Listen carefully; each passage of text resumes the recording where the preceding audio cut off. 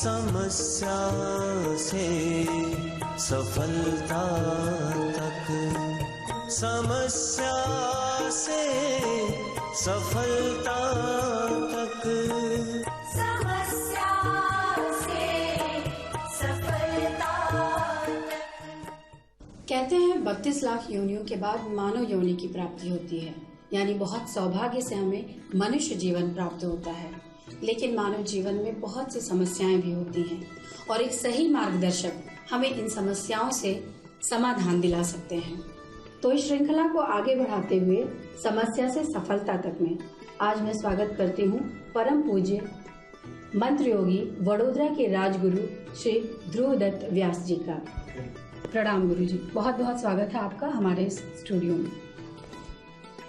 तो जैसा कि मैंने कहा कि मानव जीवन में बहुत सी समस्याएं होती हैं, लेकिन गुरुजी मानव जीवन में कई तरह की समस्याएं होती। कोई कहता है कर्म का भाव, कोई कहता है भाग्य का, कोई कहता है ग्रह नक्षत्र, ये कई तरह की समस्याएं होती हैं। मैं आपसे ये जानना चाहती हूँ कि ये समस्याएं होती कैसी हैं और किस तरह से इनसे निजात पाया जा सकता है। नमः संभवाय। समस्या मूलभूत कर्म के सिद्धांत पे होती है। प्रकार कई होते हैं उसके। कई विद्वान पंडित उसको ग्रहमान कहते हैं, कई विद्वान पंडित वास्तु के हिसाब से कहते हैं, कई लोग समस्याओं को समाज के हिसाब से भी कहते हैं। श्रीमद् भागवत जी के अंदर एक बहुत अच्छा प्रसंग दिया हुआ है। 11वें स्कंद में भगवान जब महाप्रयाण करने वाले होते हैं, वन के अंदर अकेले बैठे हुए हैं, उस समय भगवान के परम उद्धव जी वहां पधारते हैं। भगवान जी के बीच में और उद्धव जी के बीच में शास्त्रार्थ होता है। वहां इस समस्याओं के बारे में भगवान उद्धव जी को एक ब्राह्मण की कथा कहते हैं। कथा बहुत लंबी है, यहाँ ये समय नहीं अपने पास पूरी कथा आपको सुना दी हम, लेकिन उसका सारांश जो है, भगवान ने गीता वो कहा, उस छोटी सी गीता सुनाई वहां। भागवत जी में भी छोटी सी गीता है, उसका नाम है भिक्षु गीता। एक ब्राह्मण बहुत ही श्रीमंत होता है, और श्रीमंत में होता क्या है, कदरी ब्राह्मण, लोभी ब्राह्मण था। धन के 3 मार्ग होते हैं। लक्ष्मी 3 मार्ग से जाती है, दानेन, भोगेन या नासेन। या दान कर दो, उसको लोगों को दो, उसको लोगों का उपकार करो, लोगों का कल्याण करो, या भुगत लो उसको, 10 गाड़ियां रखो, लक्ष्मी को भुगत लो। ये 2 नहीं करोगे ना, तो तीसरा मार्ग है नाश होने का। लक्ष्मी नारायण की ही पत्नी है, पतिव्रता नारी है। आप देख लो, इतिहास देख लो, जितने भी धनाढ़ राजा महाराजा और सेठ साहूकार जितने भी हुए, 3-3 4-4 पीढ़ी के बाद खत्म। कल कौन कहाँ थे, आज कोई दिखता भी नहीं है। नगर सेठ थे, बड़े बड़े राजा लोग बड़े बड़े थे, बड़े बड़े सुल्तान मुल्कान भी आए, लेकिन 3-4 पीढ़ियों के बाद लक्ष्मी जी ने साथ छोड़ा और आप इस नारायण के पास चले गए। ये ब्राह्मण बहुत ही कदरी था।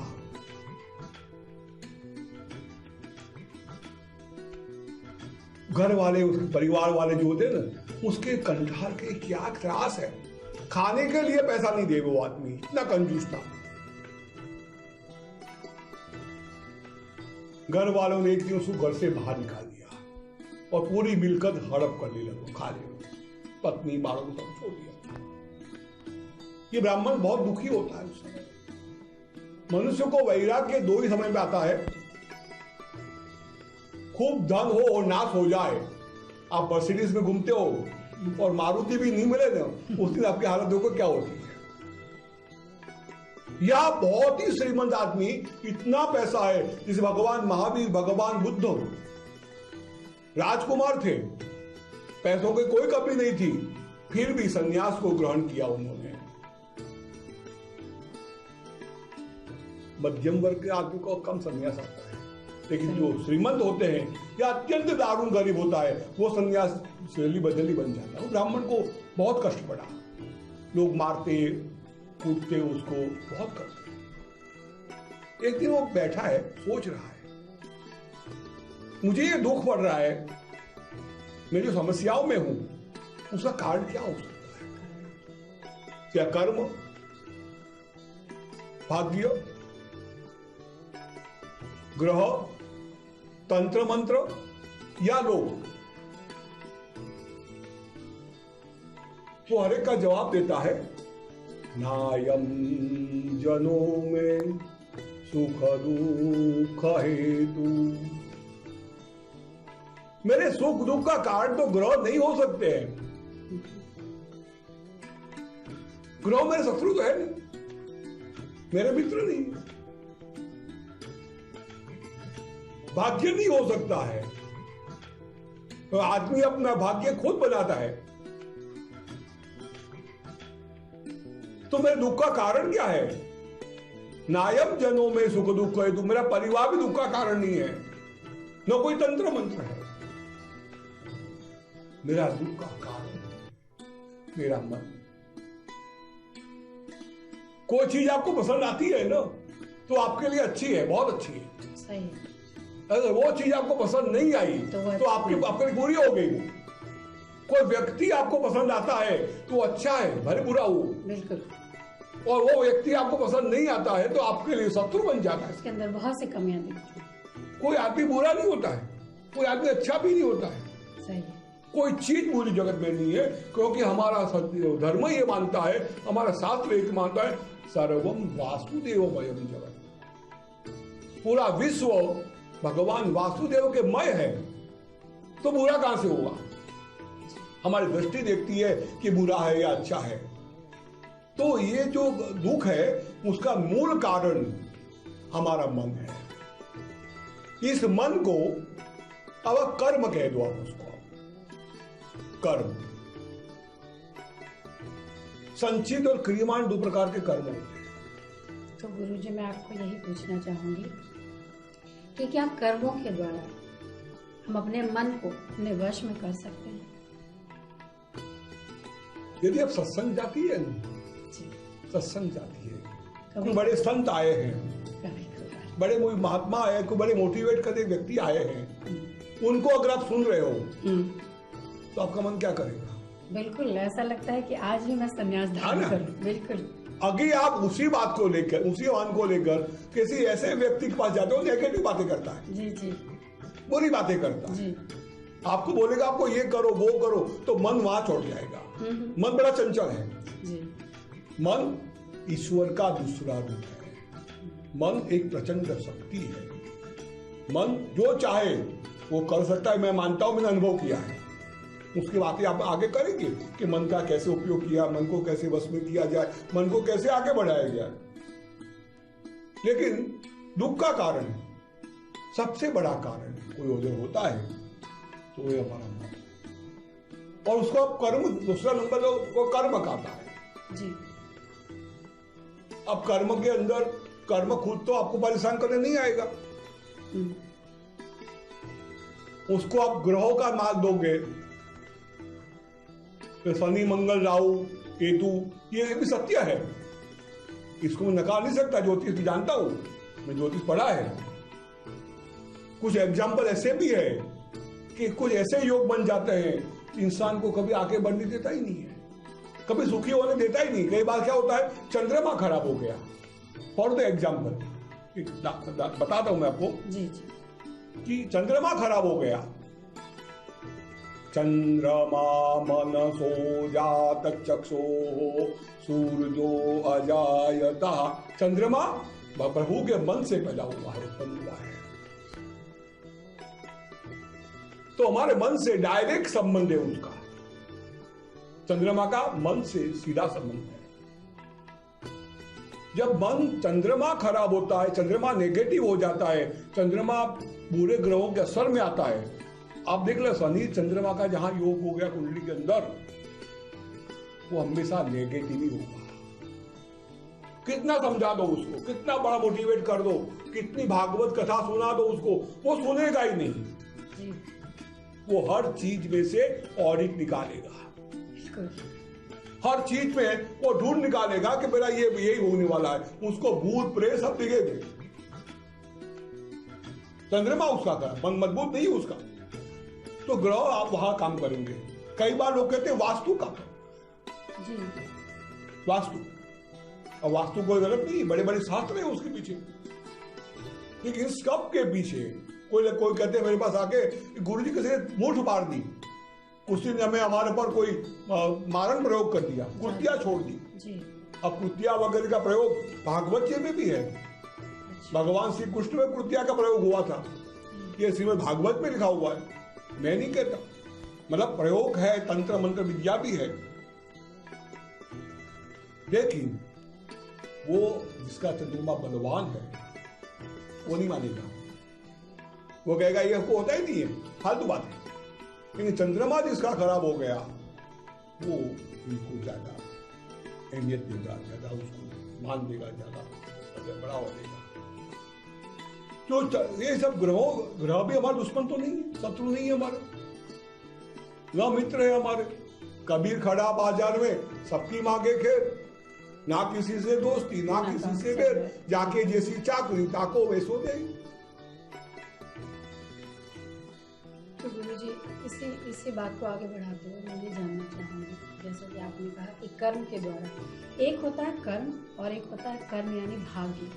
अभी आपने कहा कि कर्म से इंसान बदल सकता है अपने भाग्य को, मन को स्थिर कर सकता है। लेकिन वहीं आप ये कह रहे हैं कि जो मन है वो कई बार हमारा चंद्रमा जैसे खराब है, तो उस बात को, नेगेटिव चीज को ज्यादा मानता है, पॉजिटिव पे ध्यान नहीं देता है। इस चीज से निजात पाने के लिए, इसको सही करने के लिए उसे क्या करना चाहिए? वो बहुत लंबे विषय है सब। ये सब जो बातें हैं, निशान पाना कैसे, हम अभी समस्याओं की बात कर रहे हैं। कर्म जो है वो दो प्रकार के जी, एक संचित कर्म और क्रियामान कर्म। क्रियमान कर्म जो अभी हम कर रहे हैं प्रेजेंटेशन में, वर्तमान समय में हम कर रहे हैं, जो कर्म कर रहे हैं, और संचित कर्म जो गत जन्म के कर्म हमारे हैं या पीछे जो हमने किया था, वो हमारे सबको कहाँ जन्म लेंगे वो तय कौन करेगा? आप करोगे? आपके हाथ में है कि कहाँ जन्म लोगे आप? आपको पता है आप कब मरोगे? आपको पता है आपको कौन सी बीमारी लगेगी? ये हमारे कर्मों पर आधारित है। ये कर्म का एक बीज जब रखा जाता है ना, किसी भी चीज का बीज हो, वही फल निकलता है, वही चीज निकलती है उसके अंदर से जो बीज डाला जाता है। अगर आम का बीज डालोगे तो आम ही पैदा होगे, अगर आप नींबू डालेंगे तो नींबू पैदा होगा। अब नींबू डालोगे को आम पैदा हो जाए, वो तो संभव नहीं है। तो कर्म की थियरी बहुत फिर बैठती है यहाँ पर। ग्रह भी जो है आपको कर्म से हिसाब से फल देते हैं। आपका जन्म कहाँ होगा, किसके वहां होगा, कैसा श्रीमंत आप होगे। कुंडली भी दो भाग की बन जाती है। मेरे कुंडली के दो भाग की है, एक कुंडली ऐसी है जो संचित कर्मों जुड़ी हुई है, और एक कुंडली है जो क्रियमान कर्मों से जुड़ी हुई है। क्रियमान कर्म तुम्हारा आगे का तय करती है, और संचित कर्म हम लोगों को लेके निकलती है। तो हर एक इंसान को पितामह भीष्म थे, कौन सा बुरा काम किया उन्होंने? जी, इतिहास एक तो बता दे कि पितामह भीष्म ने एक ऐसा काम किया जिस काम की वजह से उस बाणशैया पे सोना पड़े उनको। जी, उन्होंने अपने जीवन काल में ऐसा कोई काम पितामह भीष्म ने ये काम किया था, ये पाप किया था। क्या पाप किया था? पाप को देखा था। सही। एक समर्थ पुरुष के लिए कोई बाजू के मकान में किसी औरत का कोई मार रहा है, कोई कूद रहा है, और एक समर्थ आदमी बाजू बैठ के तमाशा देख रहा है, वो पापी है कि नहीं? जी, पापी है वो आदमी। पितामह भीष्म ने यही कार्य किया कि समर्थ होते हुए वो चाहते न तो द्रौपदी वस्त्रान रोक सकते थे, जी, बिल्कुल। नहीं रोका। कुछ बातों में फंस गए, कुछ अपनी प्रतिज्ञाओं में फंस गए और नहीं रोका तो सजा कम थी। ये सजा जो मिली ना वो भी कम थी उनके लिए। ये कर्म की थियरी है। कर्म, बुरा कर्म करना, बुरा कर्म देखना और बुरा कर्म को समर्थन देना, ये भी तो पाप है। बिल्कुल। हम लोग करते नहीं है, निर्भर बन जाते हैं। चाहे हमारे देश का नुकसान हो, राष्ट्र का नुकसान हो, गांव का नुकसान हो, हम करने को तैयार होते हैं। आजकल वो देखते हैं हम लोग, वो केमिकल की फैक्ट्रियां वाला है, जमीन खड्डा खोद के जमीन में केमिकल डाल देते हैं, नीचे का पानी खराब करता है, जमीन खराब करते हैं। ये पाप नहीं है क्या? जो भी करोगे, भगवान राम ने रामावतार में वाली को मारा था छूट से, मारना पड़े था। वो वाली को वरदान था कि वाली के सामने जो जाएगा उसका आधा देश वाली के पास आ जाएगा। वाली सूर्य पुत्र थे, भगवान राम जानते थे और वाली को मारना जरूरी था। उन्होंने वाली को मारा, छुप के मारा। उसी वाली ने कृष्णावतार में पारधी का रूप लेके भगवान सिंह को दो बार मारा है, वो भी छुप। कर्म तो आपको भुगतना ही पड़ेगा, छुटकारा नहीं है। हाँ, अगर कोई गुरु ऐसा मिल जाता है, कोई संत ऐसा मिल जाता है, ये भगवान ने भागवत में कहा। एक बार भगवान को, श्री कृष्ण को मिलने के लिए विश्व भर के बड़े बड़े संत आए हैं, वशिष्ठ, च्यवन, विश्वामित्र, भागवत, सब लोग आए भगवान को मिलने के लिए। भगवान ने उनका स्वागत किया। वहां भगवान ने कहा कि देवता लोग होते हैं वो वरदान दे सकते हैं, देवता लोग वरदान दे सकते हैं, लेकिन संत या गुरु तुम्हारे कर्म को जला सकते हैं। तुम्हारे कर्मों को जलाने का काम एक संत, एक महात्मा, एक ऋषि कर सकते हैं। वो चाहे तो 2 मिनट तुम्हारे कर्मों को जला सकते हैं। ये फर्क होता है। इसलिए जो समस्याएं हैं वो समस्याओं का प्रकार कई होते हैं। मनुष्य हर प्रकार से समस्या से, जैसे मैं बताता हूं, कई बार कहता हूं कि मनुष्य जिस दिन जन्म लेता है, उत्पन्न होता है, उसी दिन रोना काम शुरू करता है। सबसे पहले रोने की शुरुआत करता है। मरता है वहां तक वो भटकता रहता है, समस्याओं के पीछे भागता रहता है, भागता रहता है, भागता रहता है। ये समस्या है हमारी। जैसा कि गुरुजी ने बताया कि समस्याएं जो हैं वो मानव जीवन में बहुत सी हैं, लेकिन उनका निराकरण उपाय भी है। आइए जानते हैं कि और कौन सी समस्याएं मानव जीवन में होती हैं और उनका निराकरण, क्या हर समस्या का समाधान या निराकरण संभव है। गुरुजी, मैं बस आपसे ये जानना चाहती हूँ, जैसे कि आपने बताया कर्म और भाग्य, नक्षत्र, बहुत सी चीजें होती हैं जो मनुष्य को कई तरह से उनके जीवन में परेशानियां खड़ी करती हैं। इसके अलावा क्या कोई और तरीका है जिससे हम अपने परेशानियों से निजात पा सकें, या कर्म के अलावा ग्रह नक्षत्र को भी क्या बदला जा सकता है? मैं हमेशा कहता आया कि एवरीथिंग इज पॉसिबल, सब कुछ हो सकता है, सब कुछ संभव है। दुनिया में ऐसी कोई चीज नहीं हो सकती। सबसे पहले अंग्रेजी में एक शब्द है परफेक्ट। परफेक्ट शब्द का अर्थ है हमें चारों ओर से बिल्कुल सच्चे रहना है। जो आदमी कमांडो बनता है ना, देखा है कमांडो बनता है, उसको हर समस्याओं के सामने लड़ना पड़ता है, हर समस्याओं के सामने लड़ना पड़ता है। पांडवों को ऐसे युद्ध नहीं कराया भगवान ने। अति कठिन परीक्षाएं ली है उन्होंने, अति कठिन परीक्षाओं में पास करवाया है। मनुष्य क्या करता है आमतौर पर, बहुत जल्दी थक जाता है, परीक्षा में से भागता है, बहुत जल्दी थक जाता है, शॉर्टकट ढूंढता है, छोटे से प्रॉब्लम में पागल हो जाता है, वो आधा पागल हो जाता है, और वो मुख्य दुख का ज्यादा कारण बन जाता है। दुनिया में ऐसी कोई समस्या नहीं है जिसका निराकरण हमारे शास्त्रों में ना लिखा हुआ हो। ऐसा कोई प्रश्न नहीं है जिसका जवाब हमारे शास्त्रों में ना लिया गया हो।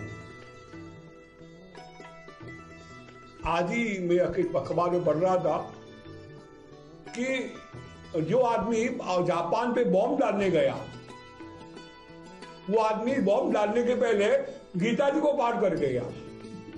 वो हिंदू नहीं था, हिंदुस्तान का भी नहीं था, अमेरिकन था। 100 साल पहले की बात है, 50 साल पहले बात है। वो आदमी गीता जी को पढ़ के वो वहां गया और वहां जाके बॉम्ब डाला। हम लोग गीता जी को नहीं जानते। समस्या तो गीता बताई गई है। भगवत गीता का अगर हम अर्थ करें, भगवत गीता का अर्थ करें हम, तो क्या होता है? पहला अध्याय का नाम है अर्जुन विषाद योग। भगवत गीता का पहले अध्याय का नाम है अर्जुन विषाद योग। विषाद मतलब दुख, समस्याएं, प्रॉब्लम्स। और आखिरी अध्याय का नाम है मोक्ष संन्यास। संन्यास का अर्थ होता है, मोक्ष का अर्थ होता है छूट जाना। विषाद में से जो छुड़वा देता है, विषाद में से छुड़वा देता है, वो तो हमारे पास पड़ा है। भगवत गीता जैसा ग्रंथ पड़ा हमारे पास पड़ा, वेद पढ़े हैं, पुराण है, उपनिषद है, सब कुछ हमारे पास है। हमारे पूर्वजों ने सब कुछ दे दिया हमको, लेकिन हम उसको देखते ही नहीं। मनुष्य अपने आप को कितना जानता है? जी गुरुजी, तो जैसा आपका कहना है कि जीवन की सभी समस्याओं का समाधान हमारे पास है, बस जरूरत है उसे जानने की और उसका निराकरण करने की। तो जैसा कि आपने सुना कि गुरुजी का कहना है कि हमारे जीवन में जो भी समस्याएं हैं उनका निराकरण ज्योतिष, वास्तु, तंत्र और मंत्र थेरेपी में निहित है। इसके साथ अगर आपकी कोई समस्या है तो आप हमारे फेसबुक पेज पर आइए, वहाँ अपने जन्म स्थान के साथ जन्म समय, जन्म तारीख और कुंडली कमेंट बॉक्स में लिखिए। आपकी जो भी समस्या है हम अपने अगले एपिसोड में उसका समाधान बताएंगे। साथ ही स्क्रीन पर दिए गए व्हाट्सएप नंबर पर भी आप कांटेक्ट कर सकते हैं। तब तक के लिए नमस्कार।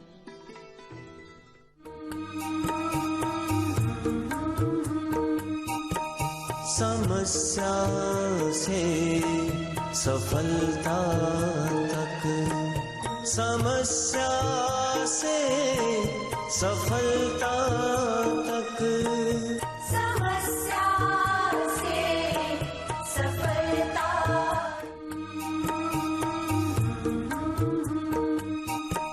समस्या से सफलता तक, समस्या से सफलता